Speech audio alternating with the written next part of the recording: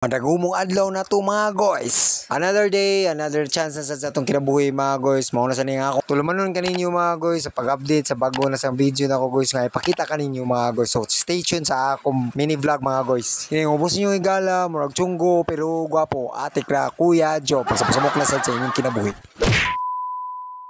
And for today's video na sa mga guys, mauna sa nini among pagkatrabahon mga guys sa pagbutang og ceiling strip light ug mao ni among mga materialis nga among pagamiton mga guys. Og busa guys, bahala wala kay gamit niya, ang importante wala ka makarma char. Og unya guys, ako lang gi-prepare ang angle clip pag guys para mao ni ako para ibutan ako sa canopy ceiling mga guys. So mao na ni guys, nagsugod na apply og sealant mga guys para ipilit na ko dito sa ceiling sa canopy mga guys. Og mangutan ako nimo guys, liado na ba ang gugma sa imong uyab para nimo guys? Char. Nya guys, yatat sa namo ang angle clip mga guys. So makita ninyo guys nga amo nang gi-plaster ang angle clip sa canopy ceiling mga guys. Umbusa guys plastaran ang gugma nimo guys para niya guys para di ka biyaan.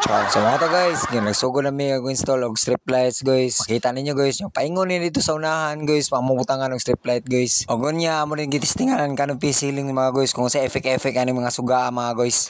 Wow, siga na nir. Fight scene. Ipaya sa akong kaya ni function ng strip light char.